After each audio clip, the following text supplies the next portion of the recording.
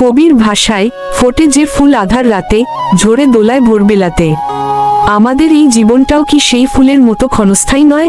অথচ এই নশ্বর জগতেই আমরা মায়ার জালে জড়িয়ে অমরত্বের স্বপ্ন দেখি। আজ সময় হয়েছে সেই পরম সত্যকে চিনে নেওয়ার। নমস্কার, কৃষ্ণা টক্স বাংলা চ্যানেলে আপনাদের পরম শ্রদ্ধার সাথে স্বাগত জানাই। আজ আমরা এক গভীর জীবনদর্শনের মুখোমুখি দাঁড়িয়েছি। আমরা যা কিছুকে নিজের বলে আঁকড়ে ধরি, যা কিছু অর্জনের নেশায় দিন রাত ছুটে চলি, তার প্রকৃত স্থায়িত্ব আসলে কতটুকু? আজকের ভাবনা, ফোটে যে ফুল আধার রাতে, ঝড়ে ধুলায় ভোরবেলাতে। রজনীগন্ধার জীবন ও জাগতিক অনিত্যতা। কবির ভাষায় এক পরম সত্য আমাদের কানে ধ্বনিত হয়, ফোটে যে ফুল আধার রাতে, ঝরে দোলায় ভোরবেলাতে। গভীর রাতে যখন একটি রজনীগন্ধা ফোটে, তখন তার সৌরভে চারপাশ ম করে। কিন্তু সেই সৌন্দর্যের আয়ু কতক্ষণ? ভোরের প্রথম আলো ফুটতে না ফুটতেই মৃদু হাওয়ায় সে টুপ করে মাটির বুকে ঝরে পড়ে। আমাদের এই মানব জীবনও কি সেই ক্ষণস্থায়ী ফুলের মতো নয়? আমরা অহংকার করি আমাদের রূপ নিয়ে, গর্ব করি আমাদের ধন সম্পদ নিয়ে, কিন্তু মহাকালের চক্রে আমরা সবাই সেই রাতের ফোটা ফুলের মতোই নশ্বর, যা কাল প্রভাতে বিলীন হয়ে যাবে। মায়ার আবরণে অমরত্বের অলীক স্বপ্ন। বিস্ময়কর বিষয় হলো, এই চরম সত্যটি আমাদের চোখের সামনে প্রতিদিন ঘটে চললেও আমরা মায়ার জালে এমনভাবে জড়িয়ে থাকি যে নিজেকে অমর বলে ভাবতে শুরু করি। আমরা ভাবি এই বাড়ি, এই গাড়ি, এই সম্পর্কগুলো চিরকাল আমাদের সাথেই থাকবে। এই মাই আমাদের অন্ধ করে রাখে। আমরা ভুলে যাই যে এই পৃথিবী একটি সরাইখানা মাত্র, যেখানে আমরা কেবল কিছুদিনের অতিথি। অথচ এই নশ্বর জগতেই আমরা অবিনশ্বর হওয়ার স্বপ্ন দেখি এবং পরিণামে কেবল দুঃখই সঞ্চয় করি। দুঃখালয়ম অশাশ্বতম, গীতার অমোঘ বাণী। শ্রীমদ্ভগবদ্গীতায় পরমেশ্বর ভগবান শ্রীকৃষ্ণ অর্জুনকে লক্ষ্য করে আমাদের সবার উদ্দেশ্যে বলেছেন যে এই জগৎ দুঃখালয়ম অশাশ্বতম। অর্থাৎ এই জগৎ কেবল দুঃখের আধার নয়, এটি অনিত্য বা অস্থায়ী। শ্রীকৃষ্ণ আমাদের মনে করিয়ে দিয়েছেন যে শরীর নাশ হলেও আত্মা অবিনশ্বর, কিন্তু আমরা বারবার এই নশ্বর শরীরের মায় পড়ে প্রকৃত সত্যকে ভুলে যাই, যাকে আমরা আজ পরম মমতায় জড়িয়ে ধরছি। কালের করাল গ্রাসে আগামীকাল হয়তো তার অস্তিত্বের কোনো চিহ্নই অবশিষ্ট থাকবে না। আত্মার তৃষ্ণা ও ভ্রান্ত অনুসন্ধান। আমাদের মনে প্রশ্ন জাগতে পারে, আমরা যদি জানি যে একদিন সব ছেড়ে চলে যেতে হবে, তবে কেন আমাদের মন বারবার এই নশ্বর জিনিসের প্রতি আকৃষ্ট হয়? আসলে আমাদের ভেতরে থাকা আত্মা সবসময় এমন কিছু খুঁজে চলে যা শাশ্বত, যা কখনো শেষ হবে না। কিন্তু আমরা ভুলবশত সেই অবিনশ্বরতাকে খুঁজি আমাদের স্থাবর অস্থাবর সম্পত্তির মাঝে বা পার্থিব সম্পর্কের মাঝে। আত্মার এই অতৃপ্তি প্রমাণ করে যে সে মায়ার বন্ধন নয়, বরং পরমাত্মার সান্নিধ্য পেতে চায়। ফুলের শিক্ষা ও নিঃশব্দ আত্মসমর্পণ। ভোরের স্নিগ্ধ আলোয় যখন ফুলটি ঝরে যায়, তখন কি সে কোনো হাহাকার করে? না, সে তার পূর্ণ বিকশিত রূপ ও সুগন্ধ দিয়ে বিশ্বচরাচরকে আনন্দ দেওয়ার পর শান্তভাবে নিজেকে প্রকৃতির চরণে সঁপে দেয়। প্রকৃতির এই বিধান সে মাথা পেতে নেয়। একজন প্রকৃত কৃষ্ণভক্তের জীবনও ঠিক এমনই হওয়া উচিত। আমাদের জীবন কত বড় বা কত বছরের, তা দিয়ে জীবনের সার্থকতা বিচার হয় না, বরং আমরা শ্রীকৃষ্ণের চরণে নিজেকে কতটা নিবেদন করতে পারলাম এবং জগতের কল্যাণে কতটা ভক্তির সুগন্ধ ছড়িয়ে গেলাম, সেটাই প্রকৃত পাথেয়। অহংকারের বিনাশ ও ভক্তির আলোক। আমাদের সমস্ত অশান্তির মূলে রয়েছে আমি এবং আমার এই দুটি শব্দ। যখন আমরা ভাবি যে আমি কর্তা, তখনই অহংকার আমাদের গ্রাস করে। কিন্তু যখন আমরা ফুলের মতো ভাবতে শিখি যে আমার এই রূপ, এই গুণ সবই ভগবানের দেওয়া এবং শেষবেলায় তার চরণেই আমার আশ্রয়, তখনই হৃদয়ে এক অদ্ভুত প্রশান্তি নেমে আসে। ভক্তের কোনো ভয় থাকে না, কারণ সে জানে যে সে তার হাতের যন্ত্র মাত্র। এই সমর্পণই হলো ভক্তিপথের প্রথম সোপান। শাশ্বত শান্তির সন্ধানে পরমাত্মার সাথে যোগ। আধার রাতে ফোটা ফুলের মতো আমাদের এই অমূল্য জীবনকে কেবল ভোগ বিলাসে আর বৃথা দুশ্চিন্তায় অপচয় করবেন না। সময়ের নিষ্ঠুরতা ও চেতনার জাগরণ। আমরা ভাবি সময় বয়ে যাচ্ছে, কিন্তু আসলে সময় স্থির, বয়ে যাচ্ছি আমরাই। যেমন নদীর তীরে দাঁড়িয়ে থাকলে মনে হয় জল সরে যাচ্ছে, তেমনি জীবনের তীরে দাঁড়িয়ে আমরা আমাদের আয়ু শেষ হতে দেখি। প্রতিটি নিঃশ্বাস যা আমরা গ্রহণ করছি, তা আমাদের মৃত্যুর এক ধাপ কাছে নিয়ে যাচ্ছে। ঝরে পড়া ফুলটি আমাদের শেখায় যে সময়ের অপচয় করা মানে নিজের আত্মার ক্ষতি করা। তাই প্রতিটি মুহূর্তকে ভগবানের সেবায় নিয়োজিত করাই হলো বুদ্ধিমানের কাজ। বৈরাগ্য ও আসক্তির ব্যবধান। অনেকে মনে করেন বৈরাগ্য মানে সংসার ত্যাগ করে অরণ্যে চলে যাওয়া, কিন্তু প্রকৃত বৈরাগ্য হলো হৃদয়ের আসক্তি ত্যাগ করা। যেমন পদ্মফুল জলে থেকেও জল দ্বারা সিক্ত হয় না, তেমনি আমাদেরও এই সংসারে থাকতে হবে, কিন্তু সংসারের মায়া যেন আমাদের আত্মাকে ভিজিয়ে না দেয়। যখন আমরা বুঝতে পারি যে এই জগৎ কেবল একটি যাত্রাপথ, তখন আমাদের আসক্তি কমে যায় এবং আমরা কেবল সেই পরমেশ্বরের দিকেই ধাবিত হই। ইন্দ্রিয়ের চপলতা ও মনের নিয়ন্ত্রণ। আমাদের এই শরীর একটি রথের মতো, যেখানে ইন্দ্রিয়গুলো হলো ঘোড়া। যদি এই ঘোড়াগুলোকে সঠিক দিশা না দেওয়া হয়, তবে তারা আমাদের ধ্বংসের দিকে নিয়ে যাবে। শ্রীকৃষ্ণ গীতায় মনকে জয় করার কথা বলেছেন। ঝরে যাওয়া ফুলটি যেমন কোনো অভিযোগ ছাড়াই নিজের অস্তিত্ব বিলীন করে দেয়, আমাদের মনকেও তেমনি সংযত করে শ্রীকৃষ্ণের চরণে স্থির করতে হবে। মনের এই স্থিরতাই আমাদের পরম শান্তির ঠিকানায় পৌঁছে দেবে। জাগতিক দুঃখ ও ভগবানের কৃপা। কখনো কখনো জীবনে আসা বড় আঘাত বা দুঃখ আসলে ভগবানের কৃপারই একটি রূপ। যখন আমাদের প্রিয় কেউ চলে যায় বা কোনো বড় ক্ষতি হয়, তখন আমাদের মোহভঙ্গ ঘটে। আমরা বুঝতে পারি যে এই জগৎ কত নশ্বর। সেই মুহূর্তেই আমরা অন্তর থেকে কৃষ্ণকে ডাকি। তাই দুঃখকে ভয় পাবেন না, বরং একে একটি সুযোগ হিসেবে গ্রহণ করুন, যাতে আপনি এই মায়ার জগৎ থেকে দৃষ্টি সরিয়ে সত্যের দিকে তাকাতে পারেন। সেবাব্রত ও নিঃস্বার্থ জীবন। ফুলের সার্থকতা কেবল তার সৌন্দর্যে নয়, তার সুগন্ধে যা অন্যকে আনন্দ দেয়। আমাদের জীবনের সার্থকতাও কেবল নিজেদের সুখের মাঝে সীমাবদ্ধ নয়। আমরা যদি অন্যের মুখে হাসি ফোটাতে পারি এবং প্রতিটি জীবের মধ্যে পরমাত্মার দর্শন করতে পারি, তবেই আমাদের জীবন ধন্য। শ্রীকৃষ্ণ বলেছেন, যে সমস্ত জীবের সেবা করে, সে আসলে তারই সেবা করে। এই নিঃস্বার্থ সেবাই হলো ভক্তির উচ্চতর সোপান। বিশ্বাসের শক্তি ও সংশয়ের বিনাশ। আমাদের আধ্যাত্মিক পথে সবথেকে বড় বাধা হলো সংশয়। ভগবান কি আছেন? তিনি কি আমার ডাক শুনছেন? এই প্রশ্নগুলো আমাদের পিছিয়ে দেয়। কিন্তু বিশ্বাস হলো সেই শিকল যা আমাদের ভগবানের সাথে যুক্ত রাখে। যেমন ভোরের ফুল জানে না আগামীকাল সে কোথায় থাকবে, কিন্তু সে তার বিশ্বাসের শক্তিতেই বিকশিত হয়। তেমনি আমাদেরও সম্পূর্ণ বিশ্বাস নিয়ে কৃষ্ণের শরণাগত হতে হবে, কারণ তিনি কখনোই তার ভক্তকে ত্যাগ করেন না। রূপান্তরের নামই মৃত্যু। মৃত্যুকে আমরা অন্তিম পরিণতি মনে করি, কিন্তু আসলে এটি একটি রূপান্তর মাত্র। যেমন বীজটি মাটিতে মিশে গিয়ে একটি বিশাল বৃক্ষের জন্ম দেয়, তেমনি এই নশ্বর দেহের বিনাশের মাধ্যমেই আত্মার নতুন যাত্রা শুরু হয়। কৃষ্ণ ভক্তের কাছে মৃত্যু হলো কৃষ্ণের সাথে মিলনের এক উৎসব। যখন আমরা এই ভয়ঙ্কর সত্যকে আনন্দের সাথে গ্রহণ করতে শিখি, তখন জগৎ আমাদের আর ভয় দেখাতে পারে না। নাম সংকীর্তনের মহিমা। মন যখন অস্থির থাকে, যখন মায়ার মেঘ আমাদের ঘিরে ধরে, তখন নাম সংকীর্তন হলো সেই ঝোড়ো হাওয়া যা সমস্ত মেঘ সরিয়ে দেয়। ভগবানের নামের মধ্যে অসীম শক্তি নিহিত আছে। শ্রীচৈতন্য মহাপ্রভু আমাদের শিখিয়েছেন যে, এই কলিযুগে কেবল হরিনাম সংকীর্তনের মাধ্যমেই মুক্তি সম্ভব। এই নাম আমাদের হৃদয়ের দর্পণ পরিষ্কার করে দেয় এবং আমরা আমাদের স্বরূপ চিনতে পারি। কৃষ্ণের লীলা ও মহাজাগতিক পরিকল্পনা। আমাদের জীবনে যা কিছু ঘটছে, তার প্রতিটি ক্ষুদ্র ঘটনার পেছনে ভগবানের একটি গূঢ় পরিকল্পনা রয়েছে। আমরা হয়তো অনেক সময় তা বুঝতে পারি না এবং হতাশ হয়ে পড়ি। কিন্তু মনে রাখবেন, মালি যেমন জানেন কখন কোন ফুলটি ফুটবে এবং কখন সেটি ঝরবে, ভগবানও তেমনি জানেন আমাদের জন্য কোনটি সঠিক। এই সমর্পণই হলো জীবনকে সহজভাবে বাঁচার মূল মন্ত্র। বর্তমান মুহূর্তের গুরুত্ব। অতীত চলে গেছে, ভবিষ্যৎ অনিশ্চিত, আমাদের হাতে আছে কেবল এই বর্তমান মুহূর্ত। এই মুহূর্তেই আপনি কৃষ্ণনাম নিতে পারেন, এই মুহূর্তেই আপনি ভালো কোনো কাজ করতে পারেন। ঝরে যাওয়া ফুলটি আমাদের স্মরণ করিয়ে দেয় যে, যা করার তা এখনই করতে হবে। দেরি করবেন না, কারণ পরের মুহূর্তটি আমাদের ভাগ্যে থাকবে কি না তা কেউ জানে না। তাই আজই, এখনই নিজেকে সমর্পণ করুন। শ্রীমদ্ভগবদ্গীতার 2য় অধ্যায়ের 18 নম্বর শ্লোকে ভগবান বলেছেন, অন্তবন্ত ইমে দেহা নিত্যসোক্তা শরীরিন। অর্থাৎ, এই বিনাশী শরীরের ভেতরে যা বাস করে, সেই আত্মা অবিনশ্বর এবং অমেয়। আমরা যে শরীরকে এত যত্ন করি, সেই শরীরটি আসলে একটি আবরণের মতো। ঝরে যাওয়া ফুল যেমন মাটির সাথে মিশে যায়, আমাদের দেহ পঞ্চভূতে বিলীন হবেই।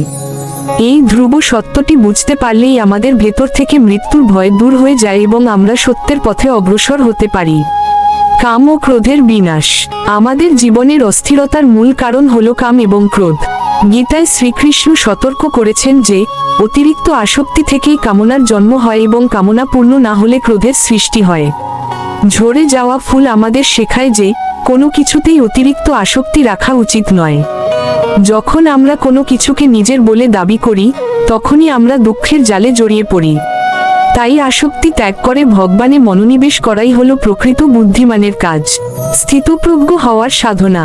অর্জুন শ্রীকৃষ্ণকে জিজ্ঞেস করেছিলেন, স্থিতপ্রজ্ঞ বা স্থিরবুদ্ধি সম্পন্ন মানুষের লক্ষণ কি? ভগবান উত্তরে বললেন, যিনি সমস্ত জাগতিক কামনা বর্জন করে নিজের আত্মার মধ্যেই সন্তুষ্ট থাকেন তিনিই স্থিতপ্রজ্ঞ। ঝরে পড়া রজনীগন্ধার মতো আমাদেরও জীবনের উত্থান পতনে অবিচলিত থাকতে হবে। সম্মান বা অপমান, লাভ বা ক্ষতি, সব অবস্থাতেই যেন আমাদের মন শ্রীকৃষ্ণের চরণে স্থির থাকে। মায়ার প্রভাব ও শ্রীকৃষ্ণের দৈবী মায়া। গীতার 7ম অধ্যায় ভগবান বলেছেন, দৈবী হেষা গুণময়ী মম মায়া দূরত্বয়া। অর্থাৎ আমার এই গুণময়ী মায়াকে অতিক্রম করা অত্যন্ত কঠিন, কিন্তু যারা একমাত্র আমারই শরণাপন্ন হয় তারা সহজেই এই মায়া ত্বরণ করতে পারে।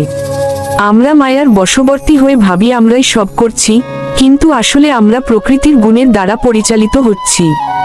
যখনই আমরা এই আমি ভাব ত্যাগ করে কৃষ্ণের কাছে সাহায্য চাই তখনই মায়ার পর্দা সরে যায়। যোগস্থ হয়ে কর্ম করার শিক্ষা। শ্রীকৃষ্ণ বলেছেন, যোগস্থ কুরু কর্মাণি সঙ্গম ত্যাগটা ধনঞ্জয়। অর্থাৎ হে ধনঞ্জয়, আসক্তি ত্যাগ করে এবং সিদ্ধি ও অসিদ্ধিতে সম্বুদ্ধি সম্পন্ন হয়ে যোগস্থ অবস্থায় স্বধর্ম পালন করো। ফুলের কাজ সুগন্ধ দেওয়া, সে ফলে আসক্ত হয় না। আমাদেরও উচিত আমাদের দায়িত্বগুলো পালন করা, কিন্তু তার ফলাফল শ্রীকৃষ্ণের হাতে ছেড়ে দেওয়া। যখন আমরা ফল প্রত্যাশা করি না তখনই আমাদের কর্ম ভক্তিযোগে রূপান্তরিত হয়। ঈশ্বর ও জীবের অভিন্ন সম্পর্ক। আমরা অনেক সময় একাকিত্ব অনুভব করি, কিন্তু ভগবান গীতায় আশ্বাস দিয়েছেন যে তিনি আমাদের হৃদয়েই বাস করেন। ঈশ্বর সর্বভূতানাং নির্দেশের্জুন তিষ্ঠতি। আমরা যখন কোনো ঝরে পড়া ফুল দেখি বা প্রকৃতির কোনো দৃশ্য দেখি তখন আমাদের অনুভব করা উচিত যে এর প্রতিটির পেছনে সেই পরমেশ্বরের অস্তিত্ব রয়েছে। তিনি আমাদের পরম সুহৃদ। আমরা যখন তাকে ভুলে দূরে চলে যাই তখনই আমরা অসহায় বোধ করি। তার সাথে সম্পর্ক পুনঃস্থাপন করাই হলো জীবনের লক্ষ্য। শ্রদ্ধাবান লভতে জ্ঞানব। ভগবান বলেছেন, যার শ্রদ্ধা আছে সেই জ্ঞান লাভ করে। এই আধ্যাত্মিক আলোচনা কেবল শোনার জন্য নয়, এটি হৃদয়ে ধারণ করার জন্য। ঝরে যাওয়া ফুলটি যখন মাটিতে পড়ে সে মাটিকেও উর্বর করে, তেমনি এই জ্ঞান যখন আমাদের হৃদয়ে পড়ে তখন আমাদের ভেতরের অশুভ প্রবৃত্তিগুলো দূর হয়ে যায়। ভক্তি ছাড়া জ্ঞান শুষ্ক, আর জ্ঞান ছাড়া ভক্তি অনেক সময় অন্ধ হতে পারে। তাই এই দুটির সমন্বয় প্রয়োজন। পরম ধাম ও আমাদের গন্তব্য। এই পৃথিবী আমাদের স্থায়ী বাসস্থান নয়। শ্রীকৃষ্ণ 15 নম্বর অধ্যায়ে একটি উল্টো অশ্বত্থ গাছের উদাহরণ দিয়ে এই জগতের অনিত্যতা বুঝিয়েছেন। তিনি বলেছেন তার পরম ধাম এমন এক জায়গা যেখানে গেলে আর ফিরে আসতে হয় না। ঝরে যাওয়া ফুল যেমন বৃক্ষ থেকে বিচ্ছিন্ন হয়, আমাদেরও একদিন এই নশ্বর পৃথিবী থেকে বিদায় নিতে হবে। লক্ষ্য থাকা উচিত যেন আমাদের শেষ গন্তব্য হয় শ্রীকৃষ্ণের সেই নিত্য আনন্দময় গোলকধাম। সর্বধর্মান পরিত্যজ্য, চরম প্রতিশ্রুতি। গীতার শেষ উপদেশে ভগবান তার সবথেকে গোপন ও গভীর কথাটি বলেছেন, সর্বধর্মান পরিত্যজ্য মামেকং শরণ বর্জ। সমস্ত জাগতিক কর্তব্য বা ধর্ম ত্যাগ করে কেবল আমার শরণাপন্ন হও, আমি তোমাকে সমস্ত পাপ থেকে মুক্ত করব। এটিই হলো পরম আশ্বাস। যখন আমরা বুঝতে পারি যে আমাদের নিজেদের কোনো শক্তি নেই এবং আমরা পুরোপুরি কৃষ্ণের ওপর নির্ভরশীল, তখনই আমাদের জীবনের ভার তিনি নিজে গ্রহণ করেন। ভক্তির রসে সিক্ত জীবন। আলোচনার শেষে আমাদের বুঝতে হবে যে জীবনটি একটি উপহার। ঝরে যাওয়ার আগে পর্যন্ত ফুলটি যেমন তার শ্রেষ্ঠ সুগন্ধ বিলিয়ে দেয়, আমাদেরও উচিত জীবনের শেষ দিন পর্যন্ত কৃষ্ণ ভক্তির রসে সিক্ত হয়ে থাকা। এই ভক্তি আমাদের হৃদয়ে এমন এক শান্তি এনে দেবে যা কোনো পার্থিব সম্পদ দিতে পারে না। তাই আসুন আমরা মায়ার ঘুম ভেঙে জেগে উঠি এবং শ্রীকৃষ্ণের নাম সংকীর্তনের মাধ্যমে আমাদের জীবনকে সার্থক করি। ভোরের বেলা তো হয়ে এলো বলে সময় থাকতেই নিজের আত্মাকে পরমাত্মার সাথে যুক্ত করার চেষ্টা করুন। যখন আপনি উপলব্ধি করবেন যে মৃত্যু কোনো করুণ সমাপ্তি নয়, বরং এটি হলো ভগবানের দিব্য ধামে ফিরে যাওয়ার একটি স্বর্ণদ্বার, সেদিন আপনার জীবনের সব ভয় ও অস্থিরতা কর্পূরের মতো উবে যাবে। শরণাগতি জীবনের পূর্ণতা। শ্রীকৃষ্ণ গীতায় অভয় দিয়ে বলেছেন, মামেকং শরণ বর্জ, অর্থাৎ একমাত্র আমারই শরণাপন্ন হও। এই ঐশ্বরিক শরণাগতিই হল মানুষের জীবনের শ্রেষ্ঠ প্রাপ্তি। ফুলের কাজ যেমন সুগন্ধ ছড়ানো, সূর্যের কাজ যেমন আলো দেওয়া, তেমনি মানুষের পরম ধর্ম হল ভগবানের সেবা করা। নিজেকে পুরোপুরি শ্রীকৃষ্ণের চরণে অর্পণ করলে পার্থিব কোনো বিচ্ছেদ বা কোনো ক্ষতি আমাদের বিচলিত করতে পারে না। প্রিয় দর্শক বন্ধুরা, আজকের এই আলোচনা যদি আপনাদের হৃদয় আধ্যাত্মিক চেতনার সামান্যতম উন্মেষ ঘটিয়ে থাকে, তবে সেটাই আমাদের প্রাপ্তি। আপনার মনের অনুভূতিগুলো কমেন্টে জানাতে ভুলবেন না। আমাদের এই কৃষ্ণের পথে যাত্রায় আপনিও সাথী হতে পারেন চ্যানেলটি লাইক ও সাবস্ক্রাইব করে। আপনাদের উপস্থিতিতেই আমাদের এই আধ্যাত্মিক পরিবার পূর্ণতা পায়। মনে রাখবেন, আমাদের এই পরম তত্ত্ব ও আধ্যাত্মিক আলোচনার নিয়মিত আসর বসে প্রতিদিন রাত 8টায়। আপনাদের সবার কল্যাণ কামনা করি। সবাই ভালো থাকুন, সুস্থ থাকুন এবং সদা সর্বদা শ্রীকৃষ্ণের স্মরণে থাকুন। হরে কৃষ্ণ। নিবেদনে শ্রী মিলন দেবনাথ। নমস্কার, কৃষ্ণা টক্স বাংলা চ্যানেলে আপনাদের স্বাগত। আজ আমরা এক অদ্ভুত সুন্দর বিষয়ের গভীরে প্রবেশ করব। আমরা সবাই সুখ খুঁজি, শান্তি খুঁজি, আর সবচেয়ে বেশি খুঁজি একটু নিঃস্বার্থ ভালোবাসা। কিন্তু আমরা কি জানি এই ভালোবাসার উৎস কোথায়? কেন আমাদের মনে হয় যে যেখানেই যাই সেখানেই ভালোবাসা আছে? চলুন আজ 15টি ধাপের মাধ্যমে এই দিব্য সত্যটি উপলব্ধি করি। 1. ভালোবাসার আসল উৎস। আমরা সারা জীবন বাইরের জগতে ভালোবাসা খুঁজে বেড়াই। কখনো মা বাবার কাছে, কখনো বন্ধুর কাছে, আবার কখনো জীবনসঙ্গীর কাছে। আমরা মনে করি সেই ব্যক্তিটিই বোধহয় ভালোবাসার আধার। কিন্তু আধ্যাত্মিক সত্য হলো, আমাদের প্রত্যেকের হৃদয় স্বয়ং পরমাত্মা বা কৃষ্ণ বিরাজ করছেন। তিনিই পরম প্রেমের উৎস। প্রদীপ যেমন ভেতর থেকে জ্বলে উঠে চারপাশ আলোকিত করে, তেমনি অন্তরের সেই পরমাত্মার প্রেমই আমাদের বাইরের মানুষের প্রতি টান তৈরি করে। ভালোবাসা আসলে বাইরে নেই, এটি আমাদের হৃদয়ের গভীরে এক সুপ্ত শক্তি, যা কৃষ্ণের উপস্থিতিতেই অনুভূত হয়। 2. মায়ার বাঁধন বনাম হৃদয়ের টান। সংসার জীবনে আমরা অনেক সময় মোহ বা মায়াকেই প্রকৃত ভালোবাসা মনে করে ভুল করি। মায়ার ধর্ম হলো অধিকার করা এবং বেঁধে ফেলা, যা আমাদের মনে অশান্তি আর ভয় সৃষ্টি করে।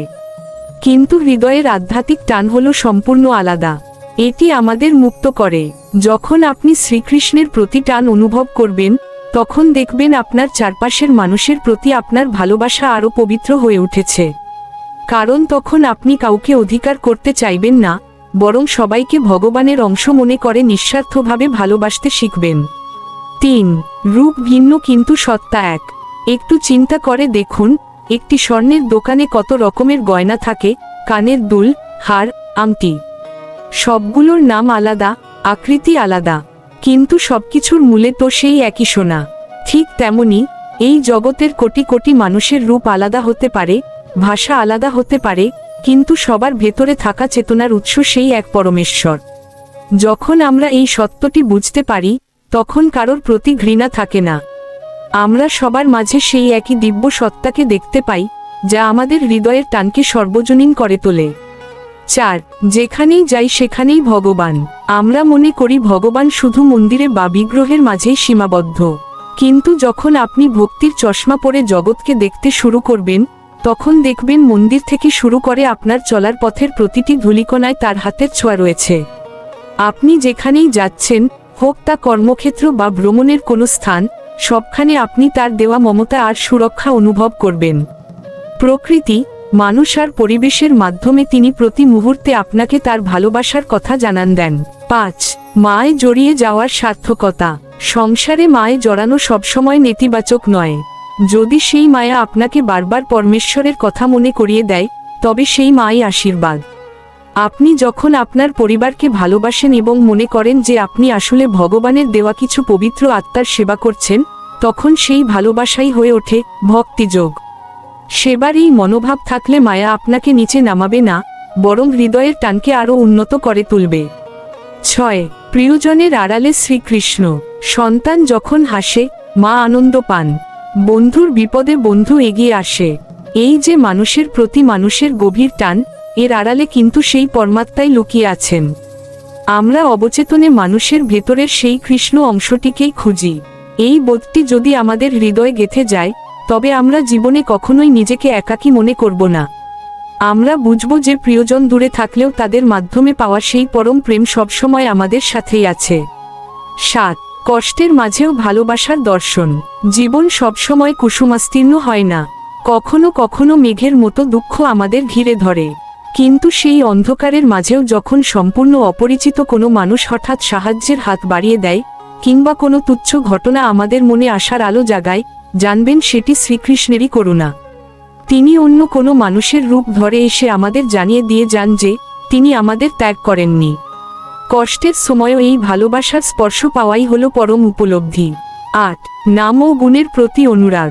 কৃষ্ণের নাম কেন এত মধুর? কারণ এই নামের মধ্যে কোনো জড় জগতের কলুষতা নেই। যখন আমরা একাগ্রচিত্তে তার নাম বা গুণগান শুনি, তখন আমাদের হৃদয়ের সব অশান্তি ধুয়ে মুছে যায়। এই টানের পেছনে কোনো জাগতিক যুক্তি কাজ করে না। এই টান হলো আত্মার সাথে পরমাত্মার চিরন্তন সংযোগের টান। এটি প্রমাণ করে যে আমরা সবাই মূলত এক দিব্য পরিবারের সদস্য এবং আমাদের আদি পিতা হলেন শ্রীকৃষ্ণ। 9. সব সম্পর্কের মূলে তিনি। সংসারে পিতা মাতা, ভাই বোন বা সখা, প্রতিটি সম্পর্কের একটি নির্দিষ্ট সীমা থাকে। কিন্তু আপনি যদি ভগবানকে কেন্দ্রবিন্দু করে কোনো সম্পর্ক গড়েন, তবে সেই ভালোবাসা হয় অক্ষয়। শ্রীকৃষ্ণকে সন্তান হিসেবে ভাবলে বা সখা হিসেবে ভাবলে আপনার হৃদয়ের সেই টান আর কখনোই ফাটল ধরবে না। জগতের সব সম্পর্কের সার্থকতা কেবল তার মাঝেই খুঁজে পাওয়া সম্ভব। 10. স্থান ও কালের ঊর্ধ্বে সংযোগ। আমরা জীবনে অনেক মানুষের সাথে কথা বলি, দেশ বিদেশে ঘুরি।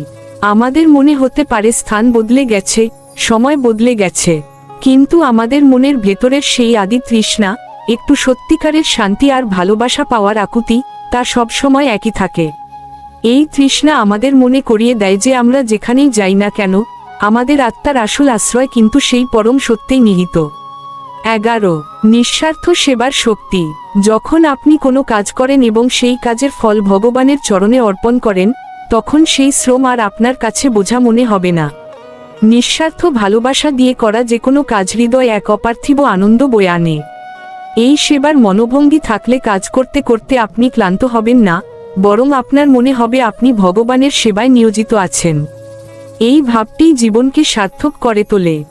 12. জড় জগৎ বনাম আধ্যাত্মিক জগৎ। এই জড় জগৎ আমাদের অস্থায়ী সুখ দেয়, যা আজ আছে কাল নেই।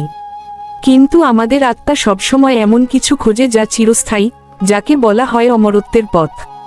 যেখানেই আপনি কৃষ্ণ কথা শুনছেন বা আধ্যাত্মিক আলোচনার মাঝে সময় কাটাচ্ছেন, সেখানেই সেই অমরত্বের আলো আপনার হৃদয় স্পর্শ করছে। এই আধ্যাত্মিক টানি আমাদের জগৎকে সুন্দর করে তোলে। 13. ক্ষমা ও মহত্ব। কারোর ভুল ক্ষমা করা মানে শুধু তাকে মুক্তি দেওয়া নয়, নিজের হৃদয়কেও পবিত্র করা। ভালোবাসার একটি বড় লক্ষণ হলো ক্ষমা। যখন আমরা বুঝতে পারি যে প্রতিটি মানুষই মায়ার জালে আবদ্ধ হয়ে ভুল করে, তখন আমাদের মনে ক্ষমার উদয় হয়। এই ক্ষমাশীল মনই আমাদের হৃদয়ের টানকে শ্রীকৃষ্ণের প্রেমের সাথে আরও গভীরভাবে যুক্ত করে দেয়। 14. শরণাগতির আনন্দ। আমরা যখন মনে করি যে আমাদের জীবন আমরা একাই পরিচালনা করছি, তখন আমরা ভয় থাকি। কিন্তু যখন আমরা বিশ্বাস করি যে একজন পরম শক্তিমান পিতা আমাদের হাত ধরে আছেন, তখন সব চিন্তা আর ভয় বিলীন হয়ে যায়। এই পূর্ণ শরণাগতিই হলো নির্ভয় হওয়ার একমাত্র পথ। এই বিশ্বাস থেকেই জন্ম নেয় পরম শান্তি আর অকৃত্রিম ভালোবাসা। 15. অমরত্বের পথে অন্তহীন যাত্রা। আমাদের এই আধ্যাত্মিক পথ চলা কখনো শেষ হয় না। আমরা প্রতিনিয়ত শিখছি, উপলব্ধি করছি এবং এগোচ্ছি।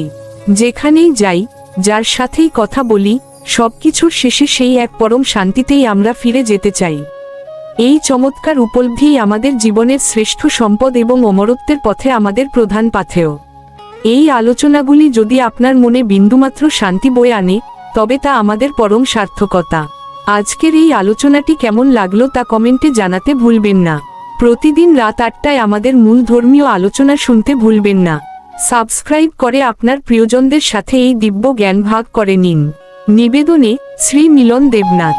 হরে কৃষ্ণ।